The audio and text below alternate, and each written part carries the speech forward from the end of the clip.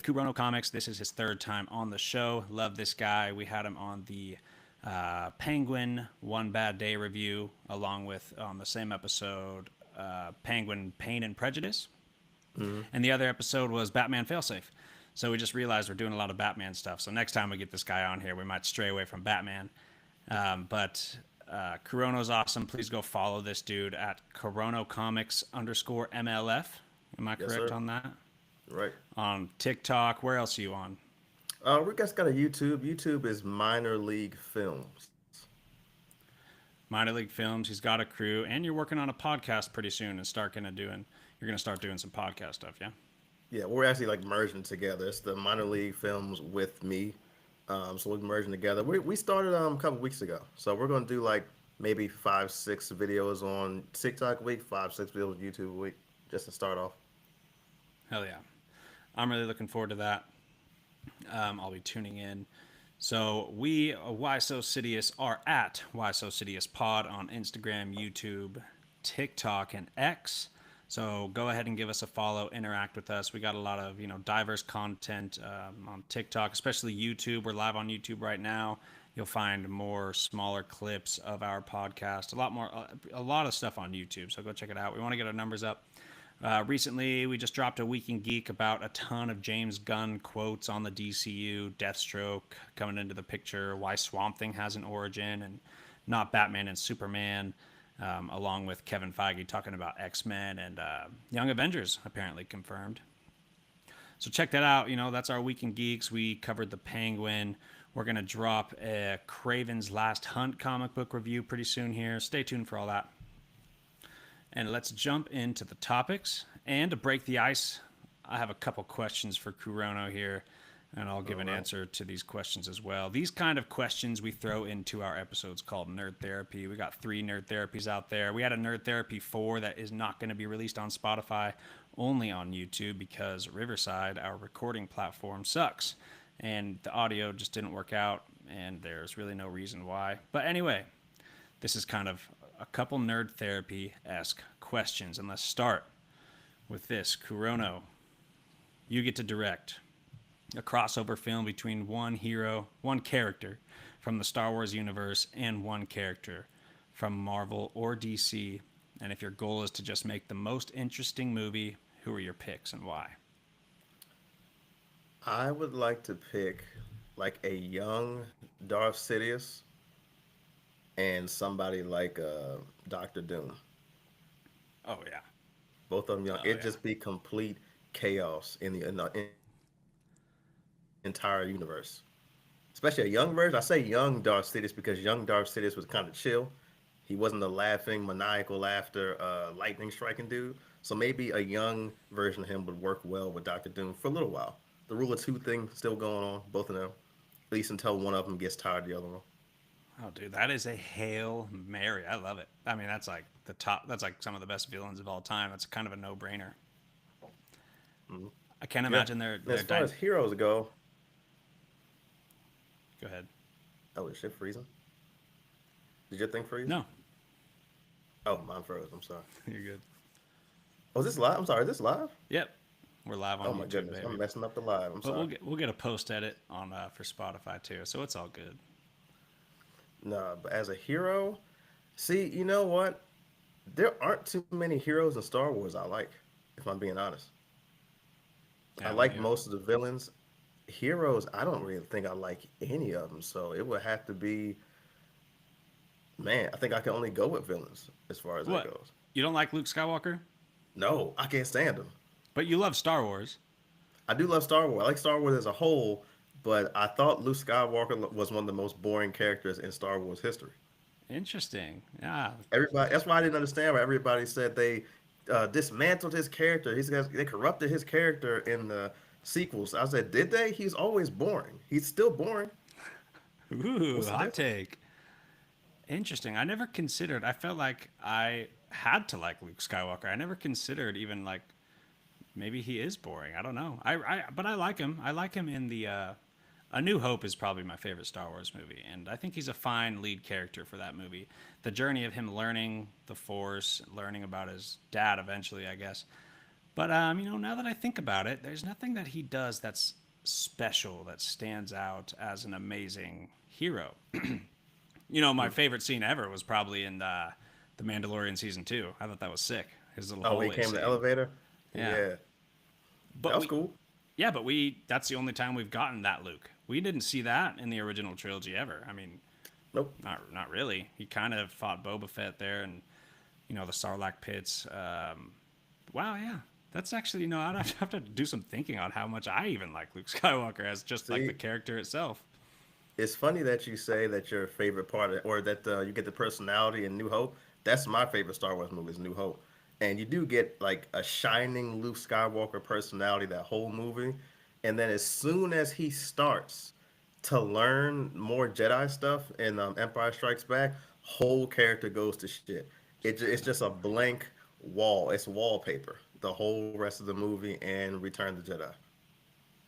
I have a lot to consider. I think you might be onto something there. And he Interesting. can't back it up. Remember, he comes in on Return of the Jedi talking big shit to Jabba the Hutt. Yeah, I need him, and her come with me, or I won't kill you. And Jabba laughs at him, throws him in the pit, and Luke is screaming like a little girl in that pit. You know, I was like, why did everybody like this character? Oh, that's so interesting. Yeah, I like where you're going with that. You might be really onto something. Not gonna lie. It's just the story around him is so amazing, and the other characters around him are so amazing. Han Solo's Hmm. interesting. He's a lot of fun. He has real character depth. He does. Yeah, so like he's surrounded by so many good things. You might even that's a decent argument. Maybe Luke Skywalker is boring. Maybe he's not that great of a Hmm. character. My mind is blown right now. He's wallpaper. It's just wallpaper. It's like, hey, I have no body. That's my whole character. Is I have no body. Is my character. That's it. Yeah, interesting. I like it. I like it a lot. All right, the ones I picked Han Solo and Green Lantern because I'm thinking of the Green Lanterns policing the galaxy. I'm thinking of Han Solo smuggling stuff, and I'm Mm. thinking of the Green Lanterns stopping him from smuggling stuff and like Mm. shutting him down like they're the police in the galaxy. And yeah, they could overpower Han, but this dude, I'm going with the whole crew. You got Han, Luke, Leia, Chewie, and like I would really enjoy a scene where like Green Lantern thinks he's got it. He's a cocky, right? Hal Jordan. Mm. And then Luke does something with the Force, and he's like, "Oh shit!" Then he's gonna have to rethink. I could see the first confrontation, Han and them just getting out easy because Green Lantern does not expect the Force, does not expect Luke to do anything special, and then boom, they shut him down. And then the next time they come through, this movie would have a few altercations, and Luke, the lanterns come back prepared, but Luke still didn't. It's not like he went full power mode that first meeting. So then the second meeting, they're going to have a lot of trouble, and who knows which one wins that battle. And then the third battle is going to be the most climactic and all that shit. But it's policing the Yeah. galaxy is the lanterns, and Han Solo doing illegal stuff throughout the galaxy. So I think that'd be sick, That's actually would be a good one. I'd love to see Han Solo and Guy Gardner interacting. dude. Guy Gardner You're would probably let him go. you nailed it. Yeah, Guy Gardner would probably let him go. He's like, just give me a couple bucks on the side, give me a couple credits. You guys are good. Hmm. And then that's when I can see John and that. Hal come in. Hey, what are you doing? Yeah, that's my favorite Green Lantern is Guy Gardner. I know Guy Gardner is always going to give people the shit. He's That they did definitely a the good job most. writing him. I never liked Guy Garner until What? the Hal Jordan and the Green Lantern Corps Rebirth series, written by I think Robert Venditti. Hmm. And his character, they really dove into Guy Gardner there when he fought Arkillo, and it Yeah. was the single bloodiest fight I've ever seen in comics. These dudes are like punching each other's. Guy Gardner's punching through his eye sockets, blood splattering everywhere. While there's flashbacks to Guy Gardner's past with his dad beating him, Hmm. and that made me like Guy Gardner a lot. That single comic book with him fighting Arkillo, I was like, okay, I get it. I get where he's coming from. I get why he's an asshole. I get why he's a smartass, and I get why he's a tough son of a bitch. Yeah, and that's why I like him because he's me. He is well. He grew up in Baltimore City. He was a Baltimore City cop. Straight up. Yeah, so when I was a kid, I was like, oh, wait a minute. I was like, there's a hero that comes from where I live. I thought that was so cool. So I dug That's into sick. Guy Gardner when I was a kid up until Before now. that, before that, it was just Ray Lewis, huh? I'm not a Ray Lewis fan. Okay, okay. No, We got I'm Lamar not. Jackson now. Lamar Jackson, I never liked Ray Lewis, man. I wasn't a Ray Lewis fan. It's a deep, one of these days that we go on a podcast, I'll go into a deep reason why I can't stand Ray Lewis. Okay, interesting. Hmm. I've never been a Baltimore like fan, but I've always liked watching Ray Lewis play big time. He's a He is a good fun, player. We'll say that. He's one of the best at it. yeah. And he Or was in was that one. era. I'm a Niner fan, but I also really like the Steelers. I would really root for the Steelers. He was in that era when you got Troy Polamalu Hmm. and the bust, Jerome Bettis, Ben Roethlisberger. So seeing them, I loved watching Ravens versus Steelers. Like what was that, like the early 2010s? That was a Hmm. lot of fun. Yep. All right, let's go to the next question here. So if you had the Infinity Gauntlet and all the stones, you only get to use it once for the rest of your life, the rest of time. What are you gonna do with all this power? Is one of the options, is it, can I make another one? No, we got to take it off the board. Okay. It would be something so simple. This is not going to be interesting at all. It's going to be really selfish. It's going to be, I want to have Mystique's powers from the X-Men. Hey, you could do a lot. You could do a lot with that. That's it. Like I can literally change myself into someone, even down to the DNA, and I would just do very, very simple, annoying stuff with it for the rest of my life. That's And one of her powers is agelessness, so I would be ageless while I'm doing that, and I can heal if I decide to do something stupid and it doesn't work out. that's So I awesome. have You like can the make perfect life. I would probably find the owner of Walmart, or the owner of some company, and just tell whoever writes the checks, hey, write this check in particular to this guy, please. I Just love this it. one time. That's Simple stuff. creative. That's it. I didn't consider giving myself powers. I went with the complete like opposite kind of way of thinking about this. So I chose if I had all this power, I would snap my fingers and instill humanity with love and empathy. Everybody on this planet would be the front of their mind is love and empathy. They live for nothing else except that because we could accomplish a lot if that was the case. And we would be like the healthiest, happiest planet ever. No war, manipulation, corruption, human trafficking. Mhm. We could just do what we love. We can go fucking snowboarding, read comic books, watch sports. And, that doesn't mean there's zero fighting or zero violence because you could still fight competitively. A lot of great fighters do it with honor and respect. We could still have MMA, still have people punching each other if we want. Mhm. The comic books can still dive into a lot of corruption and evil, and that's a lot of fun. Because, like, the argument is like, well, if there's zero conflict in humanity, wouldn't that somehow disrupt the balance or somehow it wouldn't work out? But I just don't Mhm. think so. That's got to be a pretty solid place to live for a long time if everyone Yeah. just lives with love and empathy. Sounds good. Yeah, it sounds pretty good to me. Like if you go to some other countries where let's say they don't have firearms or it's extremely hard to get one, seems like the violence level is way, way, way down. I would still have firearms. I So you thought, think well, because think about it. I think hunting is a healthy thing on the world. I think if it's regulated, if you're not hunting, we're not putting things into endangered levels of hunting. But I think it's that well, I'm applying it to this world where there is corruption, mm-hmm, and I think the meat industry is corrupt and terrible. mm-hmm, So in this world anyway, I think hunting is very healthy because I mean, you go shoot a deer, and that is sad. I don't enjoy killing anything. I wouldn't enjoy killing anything. mm-hmm, But at the same time, you're going to feed your family like the healthiest possible meat, and your dollar is not going into the meat industry where these cows and pigs and chickens are basically living a whole life of torture. mm-hmm. So your dollar's not going into that. You're feeding your kids the healthiest meat possible. And that deer might have got shot and killed, but it's probably better than getting torn apart by wolves. I don't know what that thing's going to deal with. A nice shot to the heart is a quick death compared to the way it would die. And like I said, it would break my heart to kill a deer like that. I think they're freaking awesome. Yep, Anything, bears, all that. But I do think hunting is healthy if it's regulated.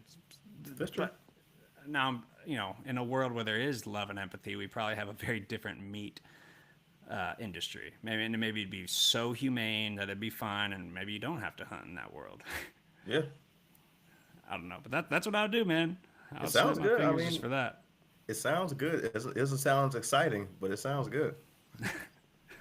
We went completely opposite routes with that. Well, Yeah, not necessarily opposite, but if I had to pick a power, I would go with Professor X's I for mean that's a sure. good one too.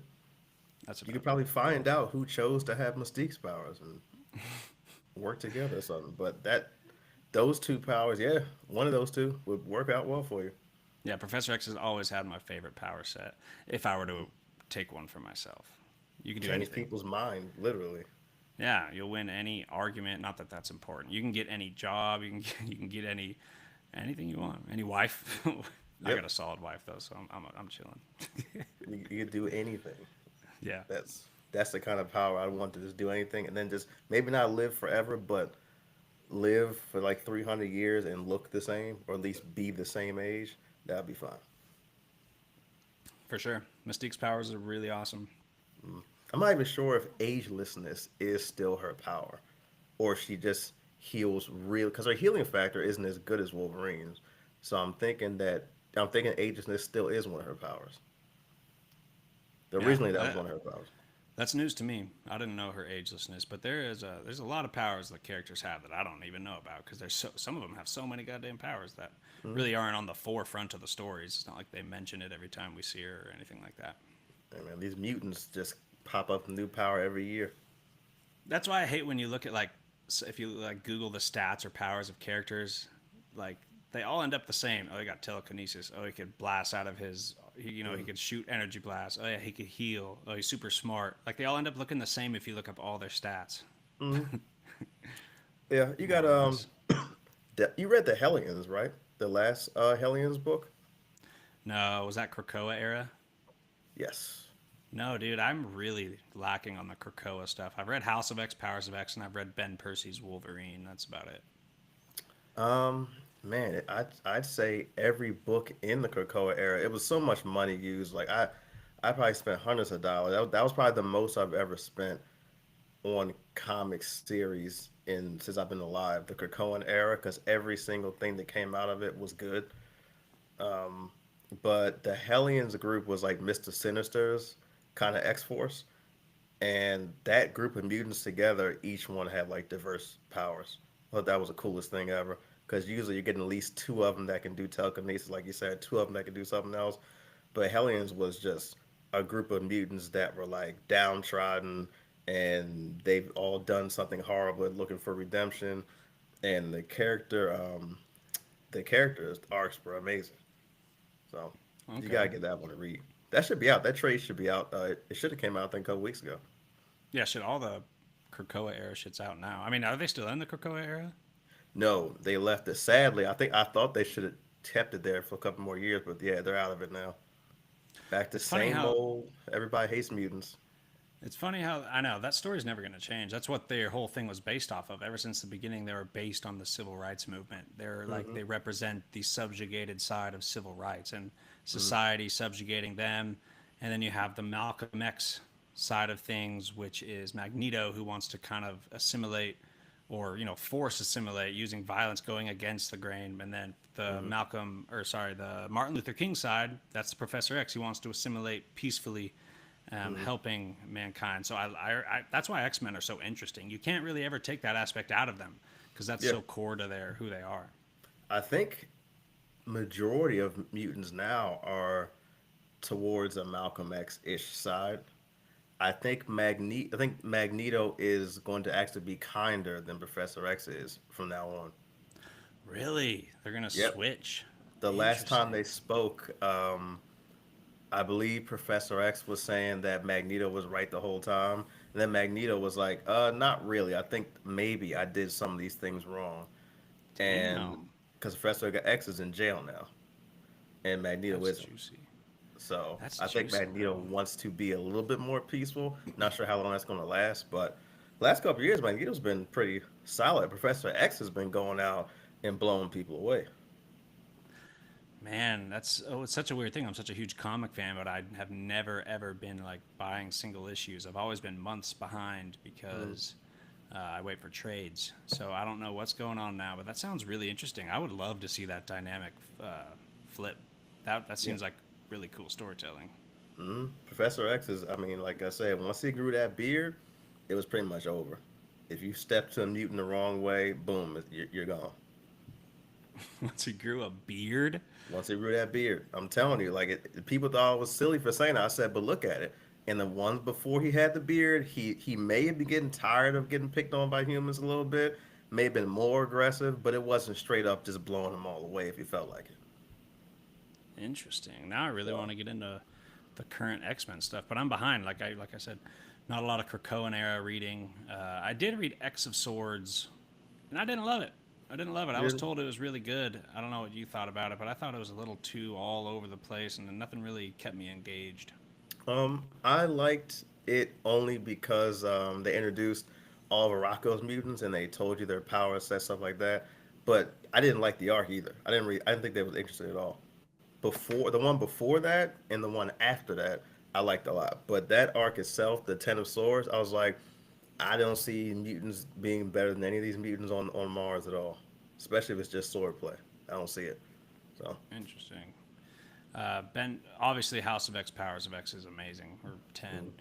And then the Ben Percy Wolverine's really solid. I actually didn't read it from the beginning. I started with the Beast stuff when the Beast is going all villain mode, and then I'm gonna get into Saber Tooth War pretty soon. But the Beast, dude, gnarly. He's like cutting pieces off of Wolverine, selling it at an auction. yep. Like, it's dark. I like that. I like that version of Beast a lot. He had a Me too. goal and didn't care how he got to it. I like that Beast. I won't give out away anything 'cause you're not finished it yet, but they just finished that arc maybe like 2 months ago. Interesting. All right, let's get into a couple of the main topics. We'll start with Batman Rogues. So, obviously, there's some of the best Batman comics ever: Year One, Long Halloween, Dark Knight Returns, Nightfall. Well, Nightfall you might be able to mention in this one, but like some of the best comics aren't really tailored around his rogues. So, that's why we Hmm. are doing specifically rogues. I want to get into some of those comics. Um, but speaking of Nightfall, I don't know how you Hmm. feel about it, but I think Nightfall is a bit overrated. I think there's a couple amazing issues in the collection that they sell now. It has everything, including the origin of Bane is the Hmm. first issue that the Nightfall like collection starts with, and I absolutely loved that issue. I really did. And obviously the issue where he breaks Batman's back, that's really good. I just think overall the story isn't all that good. All the Bane stuff is amazing, but he doesn't have that much screen time up until like breaking Batman's back. I really like Bane's part in all of that. I just think overall the comic is a little overrated. What do you think about it? Um, you know what? I don't usually see people tell me it's amazing, so I guess I can't say it's overrated. I think it's rated just where it should be. It was good for its time. I guess it was there to introduce Bane as a strategist, like a genius, like Batman. But I didn't even think that was a genius play. Hey, let me release everybody from jail and Batman will stop him. I don't think that's a genius play. I think that's common sense. Hey, I need more people is what it says to me. So, in that aspect, yeah, I don't. I think now that we're like in our 30s and we're reading this new stuff that villains have better strategies. Looking back on that one, that was kind of simple. Yeah, So, no, I don't think it's that great. And I didn't like the arc after that when Jean Paul took over the yeah, Batmantle. me I didn't even neither. like Yeah, that at me all. neither. So I haven't read it since I was a kid, but I remember I was like, oh, I'm not really into this. Yeah, me neither. I want to see Bruce Wayne. I don't want to see like this violent Batman. That's a cool concept, but it's not Bruce Wayne. It's just it's the other guy. He became Azrael, right? It's the Yeah. same guy. Yeah. Yep. Yeah, I think you're right. I'm really glad that comics kind of like did a modern thing where like the writers are really telling good stories, because back in the day it was all so simple. Hmm. So I have a tough time with like Claremont and all these older comics. I will say DC does better. Like in the '80s, like Marv Wolfman, his New Teen Titans, his Deathstroke stuff. I think he does a really good job for the '80s, especially. But especially Marvel. A lot of I can't get into anything pre 2000s with Marvel, except Um, a couple Spider-Man comics, trying to uh, think. like the death of Gwen Stacy and the birth of Venom. That might have been 90s. Mhm. Craven was 80s, but there's not a ton of stuff in the 80s I like with Marvel. I liked Captain America back then a lot. Interesting. Um, Okay. Captain America did quite a bit of undercover stuff too. I believe it was like the late '70s, early '80s. I have those books in the back, where there's a couple of key arcs I really liked. When he really got to see how good of a fighter Falcon was, and Tim and Steve went underground, like a kind of like a villains tournament. So it reminded me like of an anime. So every issue was them fighting in this villains tournament, posed as the Red Skull and somebody else. I mean, not the Red Skull, Crossbones and somebody else. So stuff like that. Like I liked Captain America. I liked old X Men, the more obscure stories, not like the main version of X Men. I always thought the X Men books were good. Period. But Spider Man, late '80s, I could deal with. Early '80s, I thought it was okay. Late '80s, like you said, when Venom was in there, and then you got to Maximum Carnage. Early '90s, I was like, okay, now it's heating up because these Yeah, villains aren't playing around anymore. You can't just throw these guys in jail. for sure. I'm definitely bringing Venom up and Carnage up when we get into Spider-Man comics.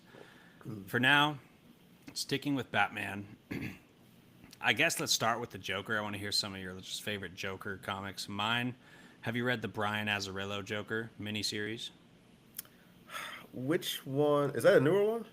No, it's not that new. It's older. It's I don't know when it came out, but it was like the Joker just got out of Arkham, and it's only 6 issues, I think, and he's Mm. just running around retaking the criminal empire. The It must have come out post Dark Knight, Christopher Nolan, because the design is so similar to Heath Ledger's design, and it's very dark, very gritty and grounded. Very, very little Batman. It's just the Joker fucking shit up on the ground level of Gotham. Hmm. I don't think I've read that one. It's this one. No, I don't think I read that one. I don't remember that at all. That's a hardback. The Yeah, it's hardback. It has soft also, but I think it's really good. It's one of the best Joker stories, I think. Brian Azzarello and the same artist also did a Luther thing that felt very similar. Same art, same vibe. The cover is very similar. Like, so Luther and Joker. I don't know if he did any other villains, but it almost. Nah, it's not like one bad day. But yeah, no, this is really good. Mm. You Hmm. gotta check it out. Other than that, I have three Jokers. There's a lot of obvious ones. You know, you got Death in the Family or Death, yeah, Death in the Family, New 52. There's The Man Who Laughs. Um, but I want to talk about less talked about things. Three Jokers. I feel like online doesn't get a ton of great reception, but I loved the Three Jokers. You read that one, yeah?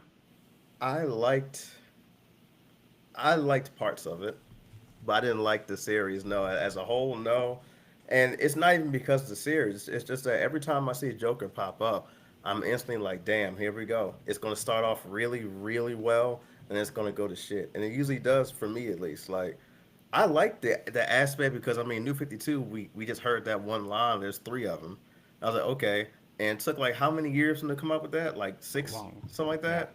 I was long so time. mad about that, and then it finally came out, and it was like, I forgot. Did he just make two other ones? So the real Joker was the first one was the one that paralyzed Barbara Gordon and killed Jason Todd, and then he just randomly made two more. One was older, one was younger. I don't know how there's three Jokers. I forgot that aspect. I don't even remember if they explained it or not. I just remember there was three. Remember Hmm. Jason Todd kills one in the beginning, and I just love that. It Yep, felt like a sequel to Under the Red Hood, and I that made loved that sense. aspect. But you're right. Not only did it take so long to come out after we learned about it in Darkseid War, but it was just over immediately. Like Yeah. that was a really small. I don't even think it was 6 issues, and Nope. that concept was gone. When It they was really three. could have played, they could have made that a permanent concept. Like, all right, Jason Todd killed one, but there's still two running around. Hmm. And as far as I know, I don't think they. I mean, they definitely didn't kill a second Joker in that story. So I don't know if that's even canon. I don't know. Like Um, it doesn't even seem like that's canon anymore. he died. The second one died because the third Joker killed him. Oh, is that what it was? Because I forgot. It's And been a while.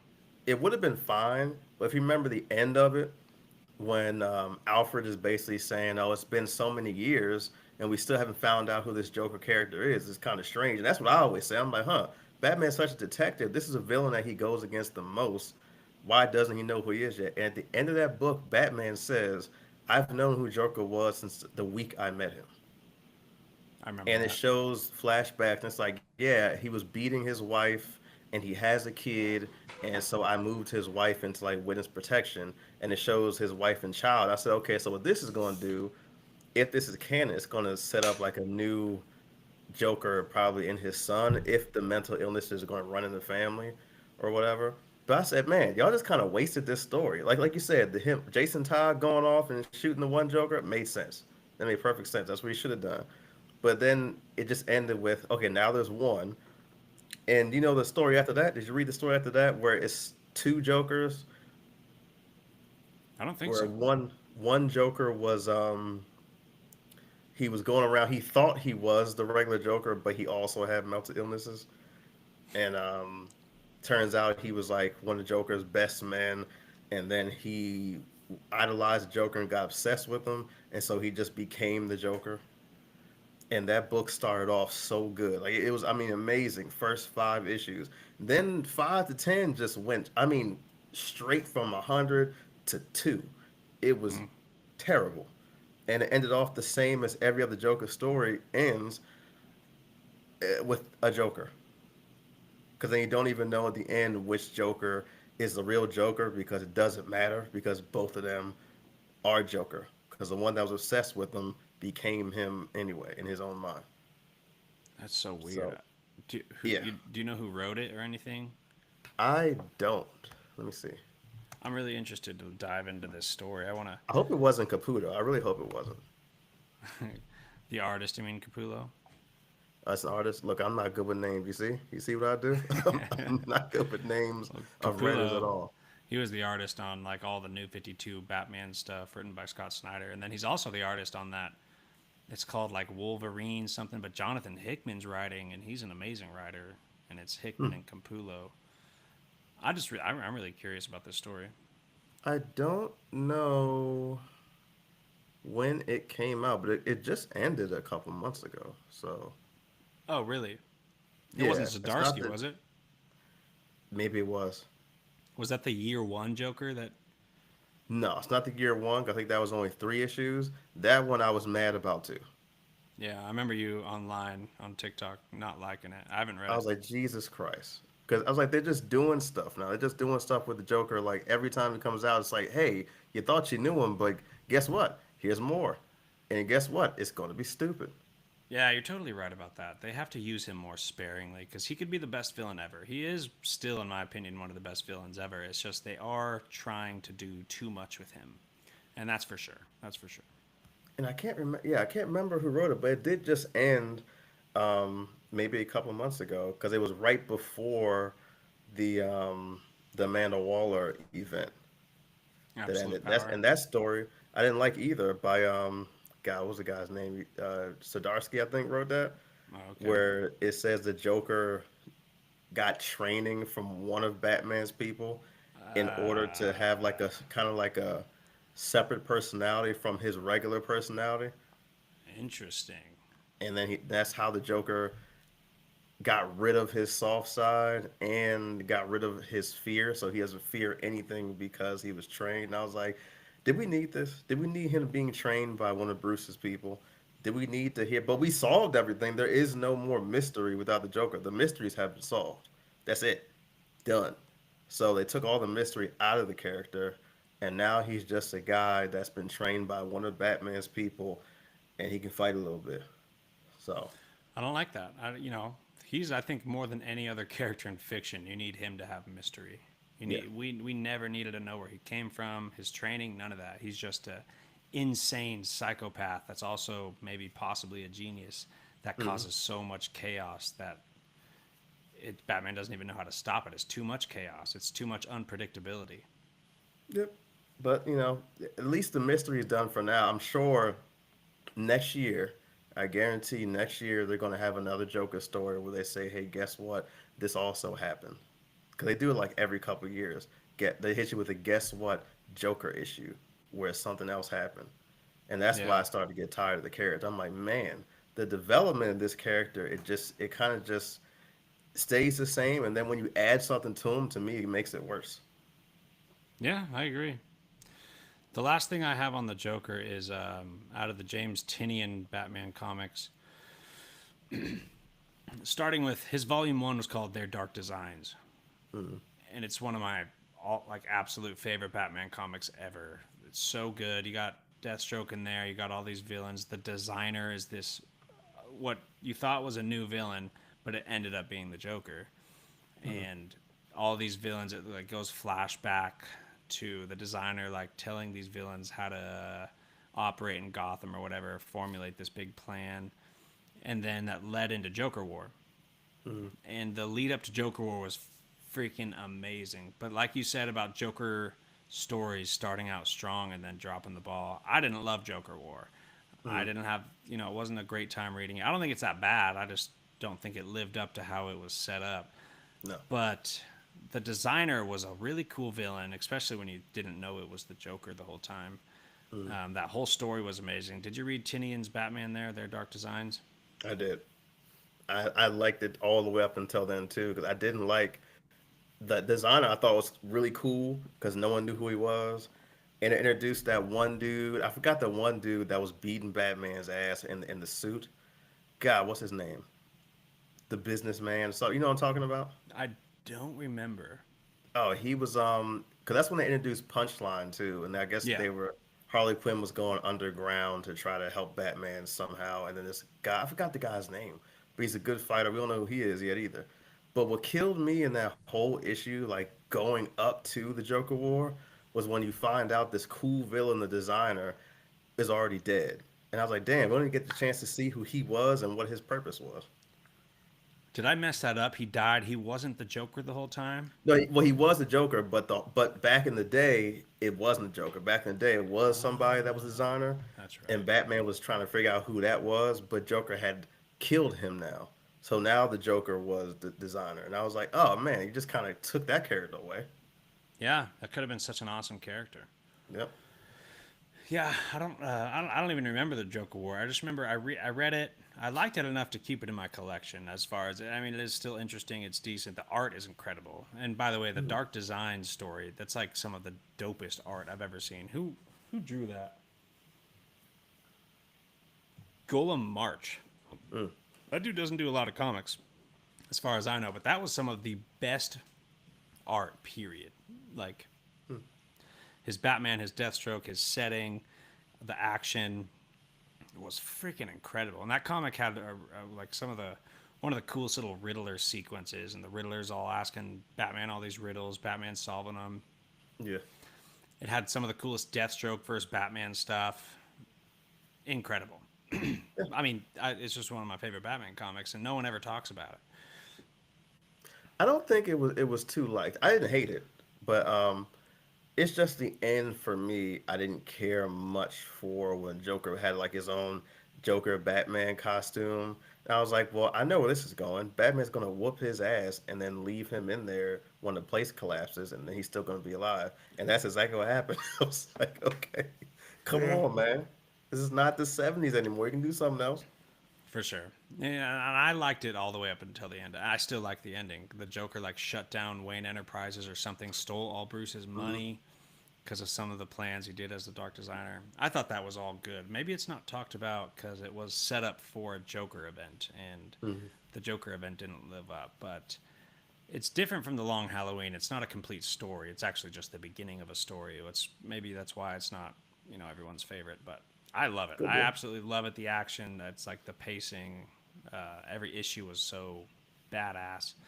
Anyway, let's move on from the Joker.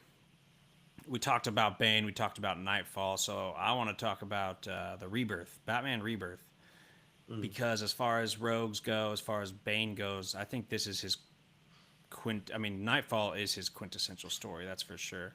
But I absolutely loved how Rebirth put this dude as the main villain for the whole entire series. Whether he was in every issue or not, he wasn't. He wasn't. He was in there in the beginning, Mm. and he was in there in the end when City of Bane happened.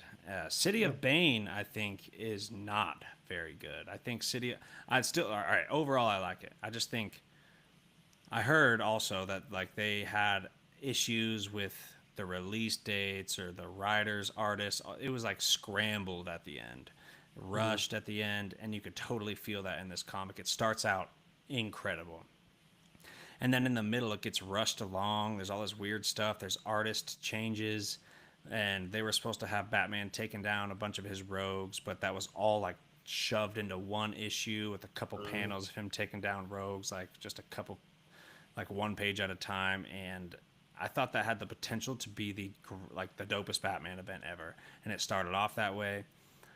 But all the build up throughout Rebirth, Bane pulling the strings from behind the scenes, I thought that was really awesome. And I was glad to see them at least attempt to put Bane as like a primary rogue for a couple years, like multiple volumes. This dude, like, was pulling strings behind the scenes, like I said. So, what do you think of Rebirth and separately City of Bane? Um, City of Bane is after his first confrontation with Bane in Rebirth, right? Yeah, it's the final, climax to Okay. the whole Batman Rebirth. Um, I gave it a 10 out of 10 because I love when heroes need help. So I liked when Batman had to recruit Catwoman, Psycho Pirate, Ventriloquist, right? Ventriloquist and Bronze Tiger. I thought that was cool as hell because I was like, wait a minute, Ventriloquist, what is his crazy ass going to do? But I don't see him that often. So I said, this is going to be cool. And then when Batman rolls up in Bane's cave, Bane is butt ass naked, giving him hands and feet. I enjoyed that a lot. Even when Batman somehow, good lord, put his back together, I was like, okay, yes, that was silly, but when he came upstairs, he still needed help to fight Bane. So I enjoyed the hell out of that book all the way to the end. City of Bane, I can do without that whole story. I Okay. thought it was cool in the beginning because it had the little side stories like Joker was helping some people out in his own Joker way. That Joker story I kind of liked that little one shot. Um, but when it got to the end, that's at the end where he recruits Batman's father from the Flashpoint, Thomas, right? yeah, Flashpoint Thomas Wayne comes back as Batman. I thought that was sick, but not handled that Yeah, well. The idea was yeah, I sick, but liked it. it was rushed and felt off. Yeah, like, and I was like, wait a minute. I understand his goal is he wants to save Bruce Wayne from being Batman, but I'm like, I don't think you have to kill his butler to do that. I don't. I'm not sure that's part of the big picture here. Why is that your plan? Why is your plan to save my son from being Batman? I just have to kill his butler and align myself with like his second best villain or his best villain. I was like, that seems like a really stupid plan for a Batman. It was It is. It weird. just it looks stupid all the way through there. Like it looks stupid. Yeah, the concept was so cool though. I wish it was Mhm. executed better. Like that seems like the dopest thing to have Thomas Wayne come back and then like probably have Bruce have some emotional attachment to his dad, but then he's still a villain. Like that's such a cool concept. They just didn't really execute it that well. They didn't at all. The one before that, I liked it a lot. Like I said, this one I didn't know where it was going because when his Batman's father came out there, and I said, "Huh, this must be like a double cross thing," and he didn't do a double cross. I'm like, "This is some dumb shit. Why is this?" I just kept thinking about it when I was buying those issues. I said, "Why is this his plan? This has got to be the dumbest plan ever." And it didn't explain it well either. It's just like, oh, this is the only way. Is it really? Yeah, How about a conversation? How about sit down and talk to my fucking son? What what's going on? right. And going back, the death of Alfred, I actually really liked that. I mean, I do like him dying. it's Yeah. super sad and all that, but I think I mean I just love those dramatic, crazy moments because like current day, he's still dead, right? Like that's a permanent death. Yep. Still dead. So I love the bold thing going on there. You're gonna kill a major character, although the presence of Alfred is really missed, I think, in Batman comics. I loved Yeah. Alfred. Alfred was always a standout in his comics. His snarky, he was always so like funny and like low key, like sarcastic and stuff like that. Like Batman talking about like maybe his villain's going crazy, and Alfred's like, "Oh, thank God! I thought I was the only one that thought someone wearing a mask causing chaos around a city was going crazy." Like, Hmm. just sarcasm and humor. He was fucking awesome. Yeah. So I think his presence is missed. He's almost an essential Batman character in these stories, but at the same time, I love the bold, like dramatic death of a character that really like gets you engaged. Yep. Yeah, I agree. I like that. I wish they would have gotten rid of some of the bad people, but I'll take Alfred. Dude, you're so right. They should totally kill off some Bat people. You don't Yeah. really need anyone outside of like, Batwoman, Batgirl, then the Robins. You should kill Hmm. off all the other ones. Maybe I don't know. Yeah, I really like Cassandra Cain too, I do. but you can kill off what's the one in purple? The girl in purple. Spoiler. No, not Spoiler. You can kill off Spoiler too, to be honest. But Huntress. Purple. Huntress. Oh, I think she's too important to kill off just because in the future she is a leader of the Justice Society. So I don't think they're going to do that. Yeah, I I don't think, think they will. I just yeah, think I but didn't know. I didn't know she was a future leader, but mm, I think you're right. They should kill off some of the Bat family. yeah, There's too or at many. least put them somewhere else. Like, I mean, because they don't give them any attention. That like Duke Thomas has like light powers now. I haven't seen him get any training for it. I haven't seen him. They need to put Duke Thomas on a whole different team, like period. Because he hasn't. When's the last time we've seen Duke Thomas? Yeah, was it Rebirth Detective Comics? I Probably. don't. That's probably Yeah, the last time we've seen him. yeah, yeah. There's too many. There's too many bad people now. Yeah. Way too many. Duke Thomas needs to stay away from them and be on his own team because really Bruce seems to give the most attention to uh, Dick, Red Hood, and Tim and Damien. So all the rest of them, Batwoman is on her own team, so that makes sense.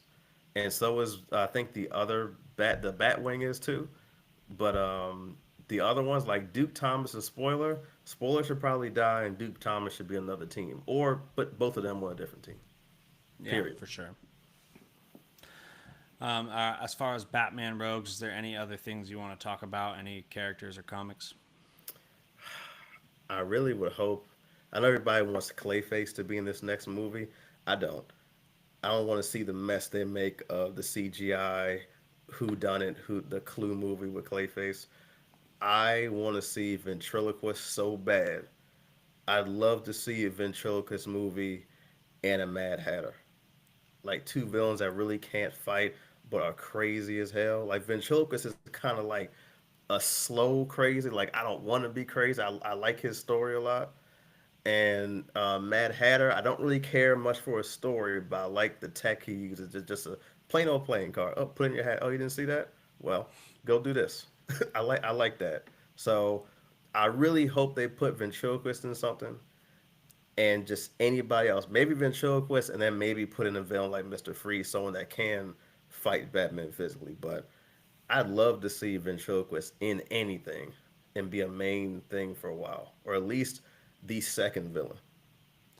I'll have to look more into the ventriloquist. I don't know a lot about it. I know a little Mad Hatter. I like Mad Hatter. He's got all kinds of weird psychedelic stuff going Mm-hmm. on too. Like he'll dose you with some fucking shrooms or something and have you Yep, tripping balls. he'll Like make you a this, crackhead in 5 minutes.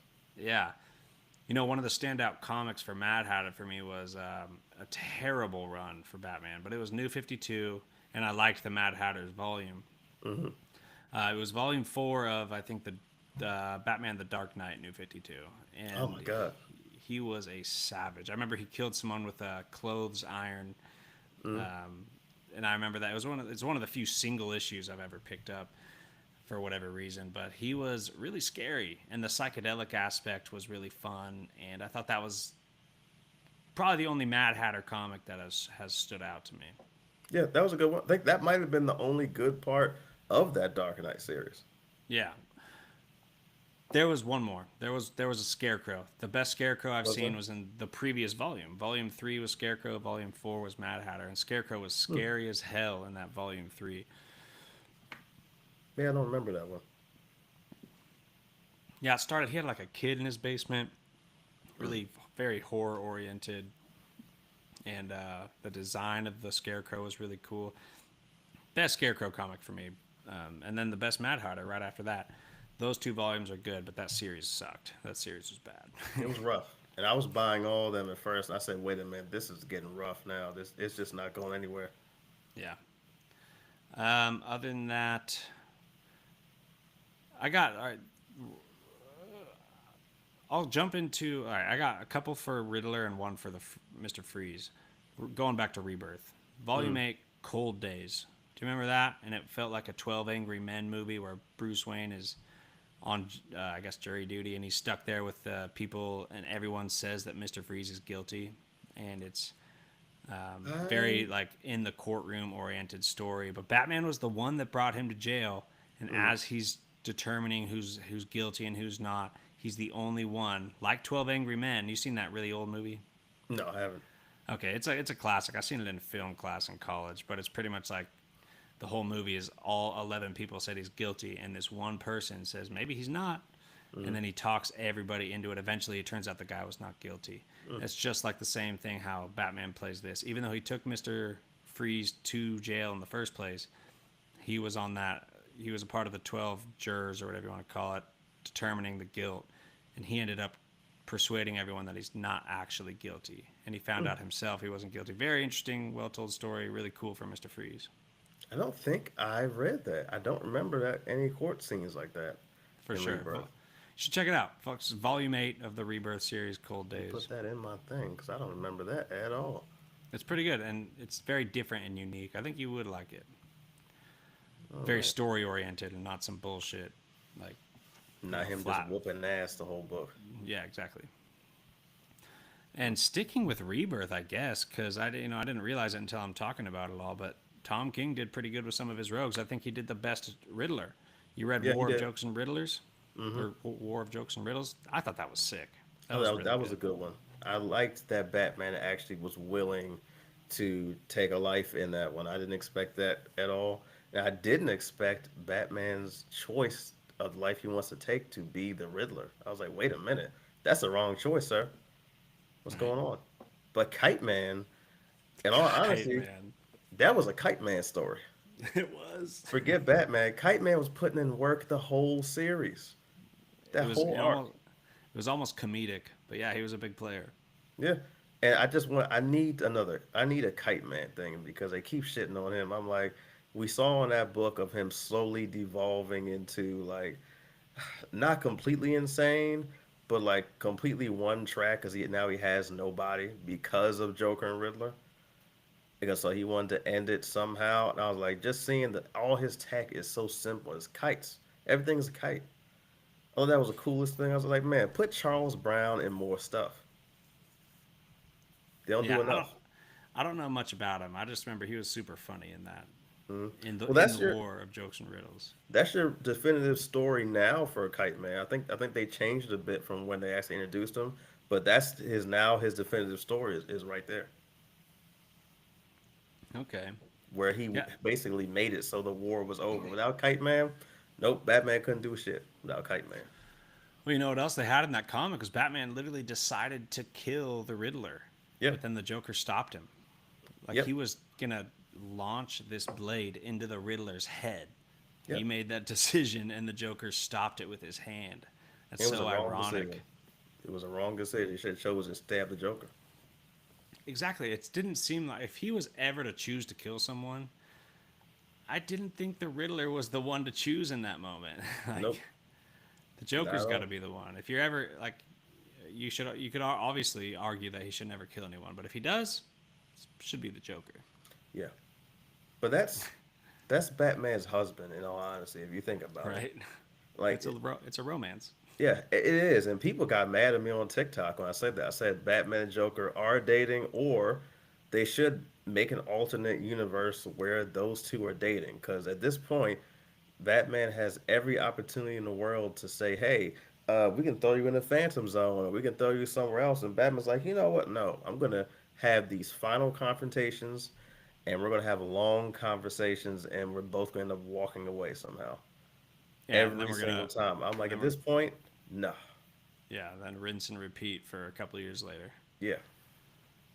Yeah, that's crazy. It's getting rough to read. Yeah, for sure. But let's get out of Batman. We're done with Batman, and next time you're on here, we're not even going to bring up Batman. Works.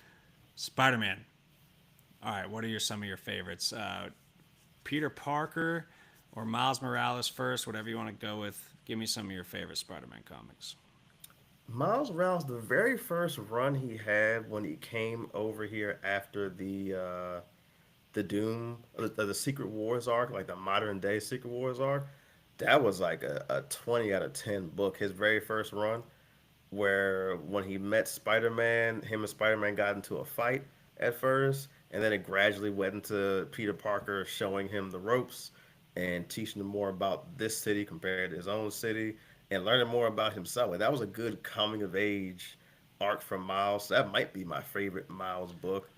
And the second one would be Miles' own clone conspiracy part or own clone saga part. I didn't think I was gonna like it because I said, "Damn, why does every Spider-Man have to have this?" But his was pretty good, Yeah, and I his was was like, better than. I remember Peter Parker's clone conspiracy one. I liked his too. So I mean, I liked it a lot, and we got to keep. I always forget. Oh, Shift. His name is Shift, the Gloop Leap guy. Okay. Like she got to keep another character in the main universe. I thought that was good for Miles. Um, so I don't think Miles has had a bad run, except for some of his Elseworld stuff has been pretty bad. Yeah, I'm mixed. I agree with some of this. So I liked when he first came into the 616, Mm. but he first met Peter Parker in that Spider Men series. Mm. And Is that what it was?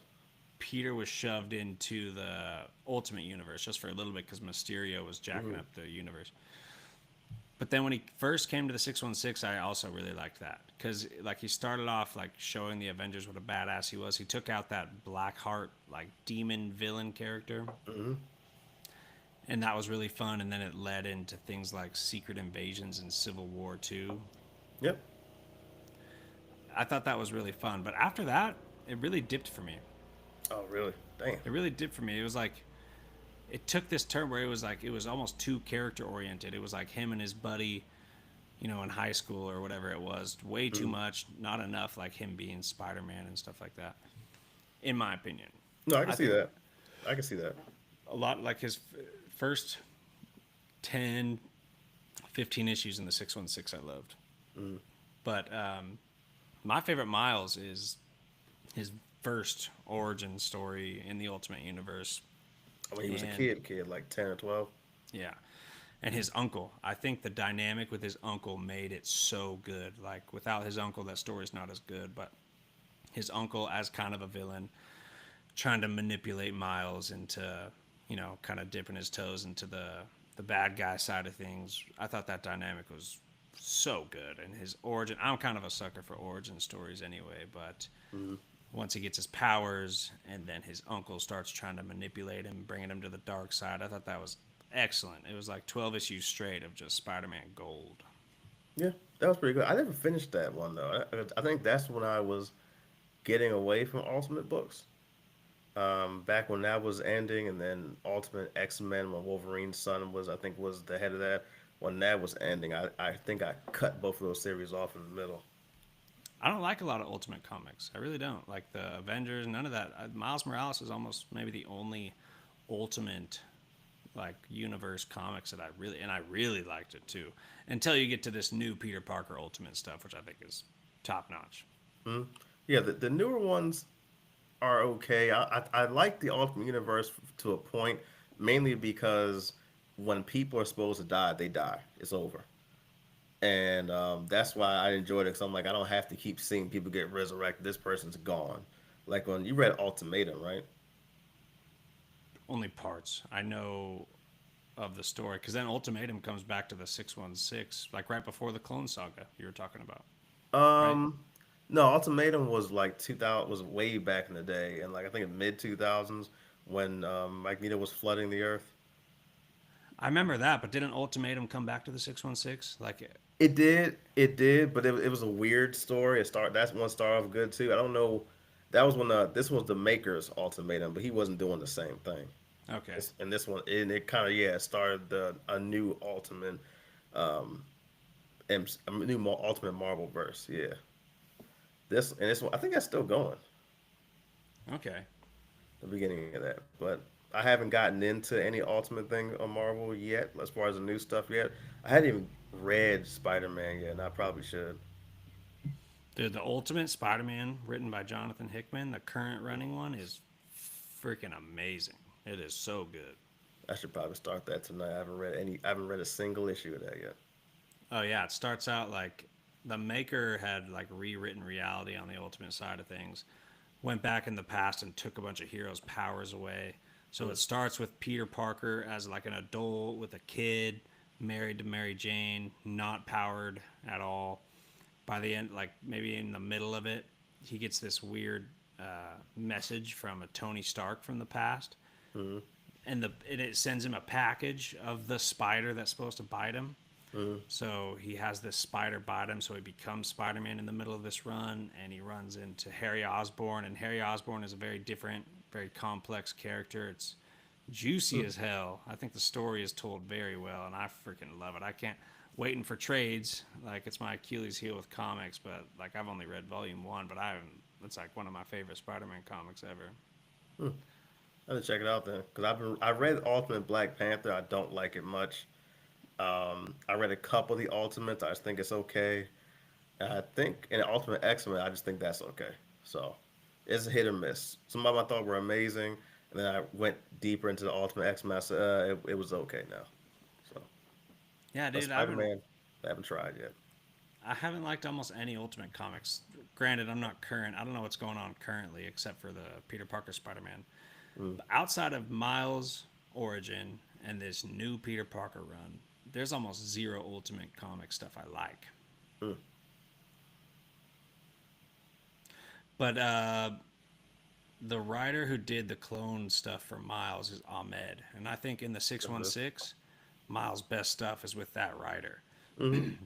Do you remember the one with the assessor when that dude captures Miles and starts studying him, almost like he's pretty much torturing him, keeping him in his little base, and Miles keeps exceeding the calculated powers, keeps raising the bar, but he's getting tortured for days, and his family comes and saves him. Mm. I I do love remember that one. that. That's when I was I think I liked that, but I don't think I liked it as much as the Clone Conspiracy one where he went to different Earths. That's But it was actually the good. next. That's the next volume I got to read. I the clone started coming in into this Ahmed run, Mm. and the next volume is literally called like the Clone Saga or something like that. So I'm about to read that pretty soon. Yep. I think you'll enjoy it. Hell yeah! So Miles, we covered it. One more thing on Miles, I love how his 616 stuff led to like Secret Empire. I love the visions he has of him killing Captain America. Remember Mm. that? I remember that. Did you like that Civil War too at all? I Dude, I loved it, and I know no one likes it that much, but I thought it was so much fun. I thought it was a good redemption arc for Tony Stark, but the only thing I didn't like was that last confrontation, like when was it his body's destroyed or something. I did not like that at all. He died, didn't he? Yeah, I didn't like that at all. I thought cool. It's a good way to introduce another Iron Man-ish character, but I didn't think that was necessary for him to die. Yeah, I don't remember the impact that had. I don't remember. I just remember loving the comic. I love the concept of the kind of philosophical debate, like should we stop criminals just because we know he might commit a crime in the past? I mean, in Mm-hmm. the future, should we stop him? I think that's an excellent debate. I think Mm-hmm. it's I think it was a lot of fun. I loved the art. I loved all the weird. There was a lot of surprises, like Hawkeye killing Bruce Banner, Yep. leading into the Immortal Hulk. I just thought it was a lot of fun. I don't understand why people don't like it. I think it's amazing. Yeah, I think it's good. I thought it was. I gave it like a solid 8. The only reason I didn't give it a 10 is because, like I said, I don't think Tony should have died at all. Yeah. I thought that was kind of like I'm like, why is she using that much force to kill him again? No one's going to talk about this. We're just gonna say, okay, he's gone, funeral. I didn't understand that part, but maybe I got to read it again. But that's what I remember. Carol uses too much force and it kills him, and then I'm like, whoa, well, let's show a little bit more remorse here for killing him. Like, where's the tears? Hello. He was in the Hulkbuster, wasn't he? I don't know what kind of armor it was, but I thought even that fight I thought was silly. I'm like, why are you going up here to fight her? What's going on here? So I don't remember whether he planned that or what was going on. I have to sit down and read that again. Yeah, I kind of wanted to just because I remember liking it a lot. Hmm. I loved the action, the art. I mean, even that alone was sick. And the Immortal Hulk coming out of that, one of the Hulk's best comics. Yeah, that was great. Yeah. Um, Tony Stark didn't stay dead, right? Somehow he was revived. No, he came back in like a year or so. Put his, I forgot how his body came back. He might have put his consciousness into one of those organic body suits, and then it became him. I can't remember. Yeah, comic booky. I Mhm. hate people dying and coming back. It's kind of annoying. You got to have some permanent deaths and just leave the Yeah, other and shit that's alone. why I thought that whole thing was silly. I'm like, because you're not going to kill off Tony Stark for a long time. Like, it's not going to happen. Logan, like when they killed off Wolverine, I was completely okay with that though. I said you can keep him dead all the way because there's so many Wolverine-ish characters as far as mutants go. We got Sabretooth, we got X-23, we got I forgot her name is Badger, Honey Badger, and we got Wolverine's son. Those four took his place just fine in those couple years. Hey, you're giving me a Luke Skywalker moment. Now I'm like, I would have always thought absolutely not. Don't kill Logan. But you bring Really? up no, but you bring up great points. And you can't do much more with Wolverine that you haven't already done before 100 times. Mm. I don't know if I'm fully flipped, but you got me thinking. Just like Luke Skywalker. It, Yeah, 'cause it's just so many Wolverines. Like his son isn't just like him. I think he's a little bit more refined in the way he fights, and his powers work different because he has pheromones too. I thought that was cool. And then you got X-23, who is just like Logan. And then you got X-23's clone, which I believe is, I think that's her clone, Honey Badger. And then if you ever want to get nasty, we got Sabretooth over here. if you ever want to get And nasty. we got Wild Child. That's five. Wild Child's still around. If you want to throw in Mystique, throw her in there too. My only like satisfying replacement would be X-23. But Mm. on the other side of that, she's like not willing to kill anymore. Isn't that kind of what's going on? I remember like in I her at don't least. think so. I think she's still killing. She's in the Nyx comic book right now, and I haven't gotten caught up on the first two. I didn't see any unwillingness to kill. I don't think she killed anybody, but I didn't see her necessarily saying she's holding back either. Yeah, that would be my only thing because I like that Wolverine kills. You know, because Mhm. every single hero can't just like have this no killing rule. Yeah. I get it for a lot of them. I totally get it. I just like that part of Wolverine. I like that Mhm. he's willing to kill. I like that that brings up a lot of drama with like X Force and when Beast found out about it and he's just like, this is totally not okay. But Wolverine's like, no, like some people have to die. If because in Tom Taylor's run, X-23 was all about like I'm not killing anymore. And I'm just Mhm. like, man, you're a Wolverine. Like you got to have some killers. You do. Yeah. You got to have an X Force. You got to have some assassins. You really do. Yeah. I don't think. Yeah, I think that part may be over because I think in the Krakoan era she killed a couple people. I can't remember. Yeah. That's a good point. I really can't remember. But do you ever read the book Wolverines before? I don't know. It was right after Wolverine died and he was gonna be like permanently dead. He might have been dead for like 4 years in like real time. I think he was dead. And to replace him, they started a run where it was like Sabretooth, Mystique, X-23, Dakin.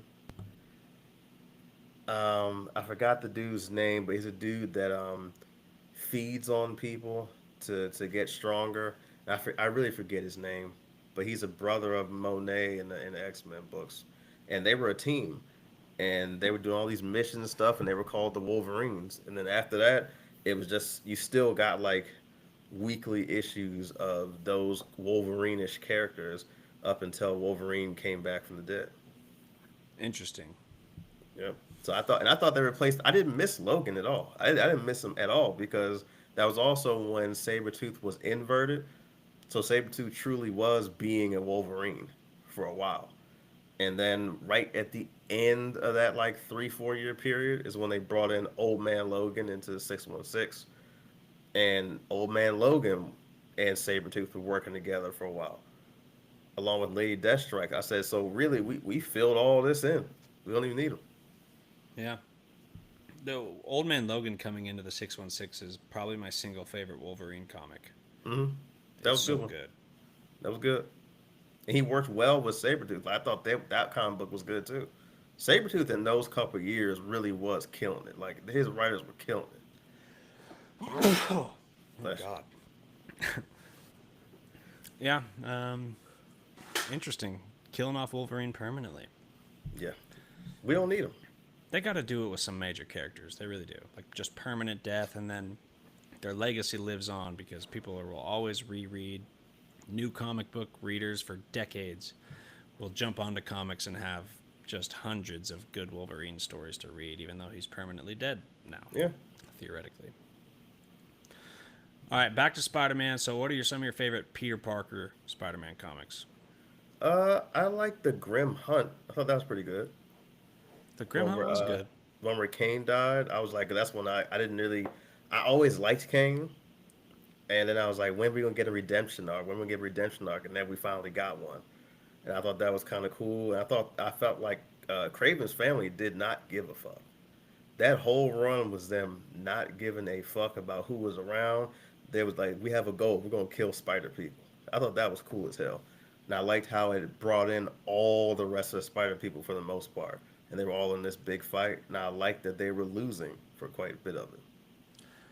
I remember liking it. I don't remember details. I remember it's like one of Craven's only other big stories after his Craven's Last Hunt, right? Like Mm, he hasn't had a lot of spotlight, but Grim Hunt was his modern kind of Craven story, right? yep. I'm gonna have to reread it. Yeah, I remember Grim liking it. Hunt I was just good. I was Grim Hunt, they were not the Craven family. I think it was him, his daughter, and maybe one other person. They didn't give a fuck what your powers were or what kind of spider shit you could do. They came in to beat ass, and that is it. That was a good interesting. one because the spider people had no idea what was going on. They had no idea what to do here. And it's just Craven. It's not like it's Mysterio and all kind of stuff in there. I think Mysterio is in it for a little bit, but it was mostly the Craven family. Okay. Are you excited for the Craven movie? No, but I'm gonna watch it. No. No, I because Sony movies, like I thought, I one thing I don't like is I'm tired of movies with the heroes fighting people like them. I hate that. Like when it came to Tony Stark, he's always fighting people in the movies that stole his tech, except for like one of his movies. In this Craven movie, I would really hate to see him fighting somebody like him. I did see the Rhino's going to be in it. He looks really cool, Yeah. and I Craven looks cool. So let's see. Let's see how it goes. I'm excited because I'm not just gonna like just because Sony's releasing a new live action Spider-Man villain film, it Mm, doesn't automatically mean it's gonna be bad. no, To be honest, Venom 1 was the only one I really liked. that was the And only good one. that was the only good one. Yeah, Morbius, uh, Madam Web, Venom 2, Venom 3, like nothing has been good yeah, except Venom 1. yeah. So their batting average is really low. It feels like they're fully committed. It feels like, I mean, it's rated R. I feel like I'm excited to see him brutally murdering animal poachers. Yeah. Just like the cruel practice of animal poaching. I think it's satisfying to see really bad people get slaughtered. I think that's a lot of fun. And just because it's Sony, it's all about the writers and directors. So I don't know who's writing and directing, but it's basically it could very well be good. Uh, Sony doesn't have a great track record, but this is a new writer, a new director. It's not like the Venom writers or the Madam Web writers are coming back on for this project. So I don't want to think it's bad just because it's Sony. And the one thing is they're committing to like a violent thing. It's rated R. It's the first one that's rated R. So Mm. they kind of like they don't. It seems like their shackles are taken off, and they could just make a cool freaking action flick. Seems like it's just a total bro film, violent action, craziness. Aaron Taylor Johnson seems pretty cool. I like him as an actor, and I'm actually excited about this one. Yeah, I hope it does well. Like I never hope anything fails. I really do. I never understood people that do that, but I hope every comic book movie does well. And it does look good. I'm just when I see Sony on it, sometimes I'm like, I just Yeah, don't I know. know. Like I wish since I see what they're doing. Like we got Craven, now we got Rhino, we have Morbius, we have Scorpion, probably coming up, and we have Vulture, all in the Sony verse and stuff. So I'm like, okay, maybe they're trying to get this the Sinister Six, and maybe they'll just port them all over to the MCU, possibly. So I see what they're doing. It's just that in this case, if you wanted to make a couple of these movies better, I think I hate to say it, but Spider-Man probably would have made those movies better. I Oh, don't think he's 100%. yeah, I don't think he's necessary in every villain movie just because it's his villain. But in the case of these movies so far, I think Spider-Man would have made the movie like 20 times better. Yeah, no, 100%. Especially Venom. So Venom, his whole origin is yeah, tied to Spider-Man. yeah. The I don't know. I hear obsession. people on TikTok all the time talking about how Venom 1 and 2 and 3 followed the books. I said, a little bit. But when you take someone's a villain's whole origin or anti-hero's whole origin and change it in the very first one, I'm gonna give it a chance, but I don't think that it was executed well in Venom 1 or 2 at all. I'm sorry, Venom 2 or 3. One, I didn't like it that much, but I think it's better than 2 and 3. Yeah, no, you're right. I don't love it. I really don't love it that much, but it's the best one out of the Sony verse. Yeah, I can't believe they brought Nolan to this picture. And going back to the Sinister Six, I don't want them to come back to the MCU. I think it's weird that what's his name still played the Vulture in a separate universe. Like that's really strange to me. Michael Keaton. Yeah, Michael Keaton. I think that they need to bring Andrew Garfield's ass back and take all these villains, throw them against Andrew Mhm. Garfield. See, and that's what people kept telling me. They're like, "Oh, this is Andrew Garfield's universe." I said, "Are you sure?" Because they never fucking mentioned him at all. I It's said, yeah, I've seen pictures of him, but I don't. It can't be Andrew Garfield's universe because the guy that played the Lizard was in this Venom movie. It wasn't the fucking Lizard. He just some guy. I don't even know why he's in there. Remember, he was in the Venom 3 movie. I don't remember The Lizard. the family. Remember, he was a family that was traveling around with Venom. Oh, that was the same That was the guy actor. that played the Lizard. You're That's the same right. actor. You're And I'm like, totally so it right. can't be Andrew Garfield's universe. Maybe it's Tobey Maguire's universe. I said, but does it matter if you're never going if you're never going to show him? Who gives a shit? You think if there's a Spider-Man that he would have been somewhere around where all this stupid ass destruction is going on in his hometown in New York. For sure. I never thought it was Andrew's universe at all. I didn't. I just think it would be a perfect time to bring him back for another movie because he had a kind of a revamp in appreciation from the fandom Yeah, after No Way Home, and he yeah, talked about how he never fought an alien and all this stuff. And I think you could easily get away with it and throw him in yeah. there. They were never fighting in New York, right? And honestly, I haven't even seen Madam Web. I haven't even seen Morbius. I Oh know they wow, suck. I don't care. Like I've heard such bad reception. I didn't want to it's do it. rough. Madam Web is really, really, really rough to watch. Morbius, you can probably get through at least if you can get through half of it. If you can get through half of it, you can finish it. But that's another one where I think they start off really well and they drop the ball with the villain and Morbius. Period. And then the post credit scene. If you watch the whole movie and get to the post credit scene, I'm like, this deserved a little bit, better writing, a lot better writing. I don't know what they were doing, Yeah. but Speaking of Venom, I really only wanted to bring up two more Spider-Man comics, or maybe three. The first one, first of all, real quick, is J. Michael Straczynski's Spider-Man run. Familiar? not with the writing. You got to tell me what happens, and I'll probably remember. For sure. So this is where I think he introduces Moreland. The first six issues is just a Mm, brawl. Spider-Man and Moreland brawling across the city. mm, Spider-Man barely surviving this attacker who's just he can barely get hurt. He's got endless energy. He's super strong, and I mm, absolutely love it. And then you get into the really weird stuff with like Norman Osborn possibly raping Gwen Stacy way in the past, and then Yeah. they like that really weird stuff there, and then it ties into Civil War. You know, there's the Amazing Spider-Man Civil War crossover where like you get a Mm-hmm. lot of the Tony Stark side of things, like why would he accept to join the government? Mm-hmm.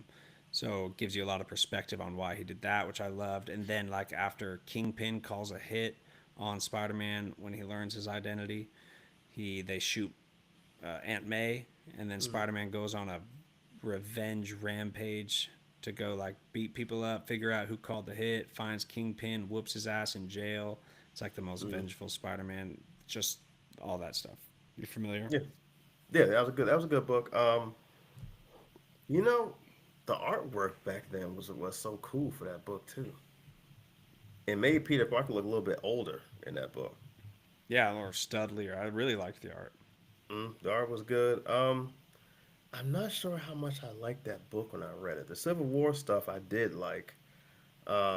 I didn't expect it. Even his reasoning, I didn't expect him to go towards the government side. Yeah, me So neither. I enjoyed when he switched sides. I was like, this doesn't seem right here because Spider-Man is like what the personification of the regular everyday man that just got powers, but he's trying his best to do the right thing. I was like, this screams you're not doing the right thing when you sign up to do what the government wants you to do. For sure. So, but I did like all those stories around them for Spider-Man and for most of the characters when they had like the single stories branching off, those are written pretty well. Yeah. I think it was like just Tony Stark not really manipulating him, but convincing him. And I thought that was well written. Like Mm, Tony kind of sold him on the idea of superhero registration, and he kind of fell into it because he felt like it was the right thing to do. And then mm, once actually shit hit the fan, he was like, "Oh, time out," and then wanted to, you know, take a few steps back, and he regretted it, and he switched over to Captain America's side. I thought yep, that was all pretty well told. But dude, him beating Kingpin's ass was so sick. He goes yep. into the prison in front of everybody, whoops his ass, starts smacking him in the face back and forth. He's threatening to kill him. He shoves his web shooters down his throat and he's like, I'm going to come back and kill you if Aunt May dies. Hmm. And Kingpin's like, no, Spider Man doesn't kill. This dude takes off his Spider Man uniform and says, Spider Man doesn't kill, but I do. Like, I Hmm. will kill you. I'm like, Peter Parker will kill you if you actually killed Aunt May. I thought that was savage. That's probably one of the most iconic Spider-Man panels ever. Oh, it's got to be Is my that scene? favorite. Got to be my That favorite. one, like when Spider-Man goes off. I think did you read the last? Not the last one. Did you read the? Speaking of favorite Spider-Man stories, the Savage Six and the Sinister Six one. I think came out like a couple years ago. I have not. That one, I believe that's what it's called. Savage Six, something like that. But it was like two versions of Sinister Six coming together. And at the same time, the Sin Eater was around again. There's a lot going on in that issue. A lot. Interesting. Yeah, that series, and it was like Norman Osborn was still around. He's kind of evil, but they have to work together. In that story, and that's one of the stories where Spider-Man says again to him, he's like, "I will kill you if you do this, or I will kill you if you do that." Spider-Man was actually had no problem killing him. Dude, I love a angry, vengeful Spider-Man. I think he's badass. It Was was the Savage called Six of? I see one that's actually a Venom story. A Venom Savage Six. um, it's called Sinister War. I don't know why I got that wrong, but it's called Sinister War. Sinister War. Where this the villain called Kindred is around. Okay. And Spider-Man has the this is the coolest thing. Like Spider-Man had to fight about I think he was fighting 36 people at one time at one point. God damn. And I was like, I keep telling people, I'm like, Spider-Man is at his best when he's getting his ass whooped. That's where Mm-hmm. he's at his best, getting his ass whooped, still talking jokes. And I think every single villain really was beating his ass. And I think towards one of the final acts, you get some villains fighting each other, and then he possibly comes. Some heroes come to his aid, but I'm like, it really was. This was like a Spider-Man story. No other hero could really be involved in this. So I like that a lot. and he was down most of the story. He was down and out. Dude, Spider-Man gets his ass whooped hard in comics. In Civil War, they released some villains to go help with superhero registration, like maybe the Hobgoblin and someone else right before the Punisher goes and kills them. But he Hmm. was getting his ass whooped. I mean, Yep. bad. It's almost sad. And then in Avengers vs X Men, you got Colossus and some other dude. They found him underground and beat the living shit out of him just like that. Like the poor guy's getting his ass whooped bad Yep. all the time. He deserves it sometimes. He just hops up in some shit he shouldn't be in. For sure. Like X-Men versus Avengers, Spider-Man shouldn't even have been there. He Yeah. should just mind his own business. Yeah, that's true. The last Spider-Man comic I want to talk about, some of my favorites, favorite era, basically is Venom. Just the birth of Venom.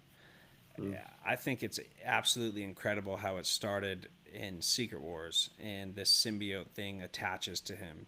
Has mm, no idea what the hell's going on. His suit goes black. He like asks Reed Richards, he goes to the Fantastic Four building and asks him what the hell's going on. And Reed's like, dude, you should be careful with this. Like, it's definitely like a alien species. But then for a really long time, he was just wearing this symbiote thing, and he got darker. mm. His behavior was darker for a really long time before this thing like attached to Eddie Brock and became Venom. Like, give me a more interesting villain origin. Venom's got to be the best, the most interesting origin for any villain. Like, Yeah, angry dude, and I liked the story in there where he was actually it was a Sin Eater origin too. Like Venom's origin was like the Sin Eater's origin. Sin Eater might not be a cool villain, but I thought it was cool how Eddie Brock wasn't just some asshole. Like he was downtrodden. He was also the everyday man, but he got pushed too far. So yeah. And then, well, not only was his like design just super cool, but he was also a pretty scary ass villain. Like, he came and mm, whooped Spider-Man's ass all over the place. I just love the origin. It brings me back to the movies.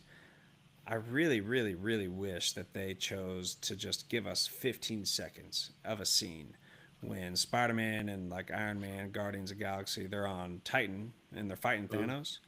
mm-hmm, Good lord, dude, how cool would it have been if we saw an alien species attached to him? Even if it was just temporarily, even if it didn't stick on him for a long period of time, mm, if it was only an Easter egg, even, but a symbiote attached to him in space. That seems like a missed opportunity because they had plans to bring Venom in. There's a mm. little piece of the symbiote left in the MCU. We still know that from an end credit. But Yeah. it would have been way cooler and probably the single coolest Easter egg ever if while he was over there on Titan fighting Thanos, a species attached to his suit, and it maybe ditched him, maybe snuck back on the ship with Tony Stark and Nebula, came to Earth, and it would have Mm. taken 10 seconds of screen time, and you would still not have to do anything with it yet, and you could pretty much follow the plan, whatever plan they have with this symbiote left over in the MCU. You could have followed the same plan, just given us the coolest Easter egg ever in Infinity War. Yeah, they could have. I think in this next Spider-Man movie, now that he's alone, I can see that coming. I see that symbiote coming. I don't know what they're going to do with it because there's no Eddie Brock introduced yet. There's no certain things. You don't know whether the character's been introduced or is just not there. Because I don't think Norman Osborn is in the MCU at all. I think Norman Osborn, Right. came from Toby's universe, and that's the only reason they knew that name. So is there going to be an Eddie Brock in this universe, or is that symbiote going to go to someone else when Spider Man's done with it? Is what You I know the want to know. magic. The magic of that is you don't have to introduce Eddie Brock beforehand. If they Yep. want to bring in Venom, you could do it in all the same movie, and then you figure out this symbiote. Then it attaches to Eddie Brock. Boom, you got your Venom. Mm, that'll work. Uh, I mean, hey, yeah, I just I know in Secret Wars they're going to bring in probably I think everybody from Sony Universe and from the MCU that's been there. I'm sure Secret Wars and Doomsday, and that'll be the end of like the multiverse stuff. But yeah, it would be nice if we got a proper Venom in the MCU running around because we still don't really have a proper anti-hero in MCU yet. you could argue the Punisher now that he's actually fully in the MCU, but he's the We only one. could, and I don't think he's that great of an anti-hero yet. I Yeah, think he's doing a good job, but he's fighting people that me and you should will be fighting. Yeah, that's always the Punisher though. He kills people that does need to die. Hmm. So I guess the definition of anti-hero gets a little murky. Yeah. Because, like, if you're willing to kill, you're an anti-hero to some people. Hmm. Wolverine could be an anti-hero. Yeah. And I think that's the beauty of Marvel because if I really sit down and think about it, I don't think Marvel has too many heroes that aren't willing to kill except for Spider-Man. Because Captain America will kill if he has to. You know Iron Man will. I Thor think will, the entire X-Men will if they have to. Black Widow will, Hawkeye will. You're right, Yeah. dude. Like They all DC is kill. like yeah, DC is like the thing of like anti-heroes, like where they actually have a personality and something. But Marvel's just like most of those heroes, if you fuck up enough, they'll kill you.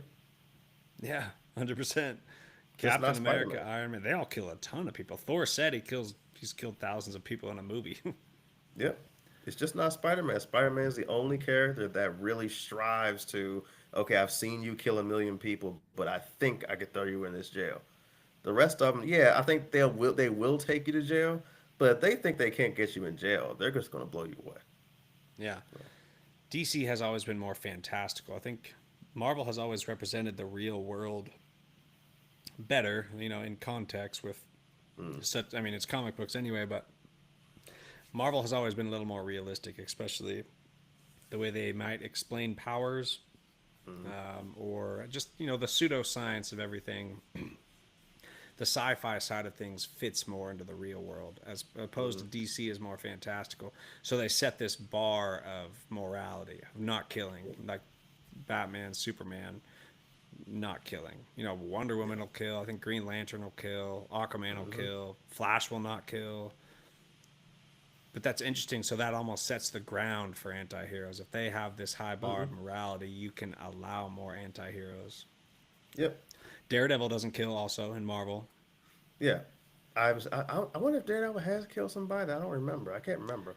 From what I remember, in his Frank Miller's The Man Without Fear, like a Mm-hmm. modern retelling of his origin. I thought at the end he killed that dude because he was in a hostage situation. He was about to shoot this girl, or maybe he shot Daredevil instead, and he knocked that bullet right back into his head, from what I remember. Mm. But I'd have to I check the can't tapes on that.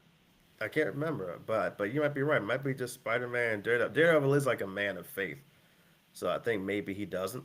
So maybe it's Daredevil and Spider-Man. But I think that's the only two people in all of Marvel who refuse, no matter what, to kill. Yeah, I think yeah, so. I think you're right. And then X-23, I swear she had a thing for a second, She, just a I think second, she did. I think just a she did second. have a thing. Yeah, I don't know if she has killed since then, but I don't think she's refusing. I think yeah. she's still. I've seen her put claws in people. I don't remember how many, because on like the Krakoan era when they were doing the Sabretooth War, right before Sabretooth War, I believe she did run into some people, and I think she did kill a few of them. They were like, but they were like outright killing mutants on the island. Yeah. So that might have Uh, been it. yeah. All right. Anything else you want to touch on before we wrap it up? I think that's it. I think we covered everything. Hell yeah. Well, thanks again, dude, for joining. It's always a pleasure. And thank you to the audience for listening and tuning in. Stay tuned for all the good stuff coming out of Why So Sidious. Go check out Kurono Comics. It's at Kurono Comics underscore MLF. Great comic book content, covering a ton of different comic book material, like reviewing single issues. It's one of the most entertaining comic reviewers on TikTok, in my opinion. This dude's funny as hell. I absolutely love your dialogue, by the way. Appreciate it. You always got me laughing.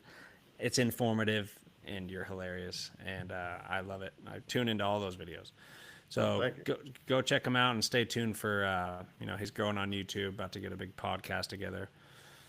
And yeah, that'll do it. Stay tuned for all of our episodes coming out here that I already told you about in the intro. I don't need to repeat it. Thanks again for joining, and we'll see you next time. Hey, how you feeling, bro, with this sickness? I think it's pneumonia because it's been going on for too long. I know it's not COVID, What but is it's pneumonia? been It's something with your lungs, right? yeah. But it's like it's just this fucking cough is crazy. Yeah. It's just get. And I don't cough, so it's just getting like to the point of where I haven't even wanted to do TikTok videos. I want to do like four a day, but I'll do that one, then I'll start feeling bad enough where I'm like, okay, I'm gonna like take a sleeping pill or something and sleep this shit off because I'm feeling like shit. And then by the Yeah. time I get up,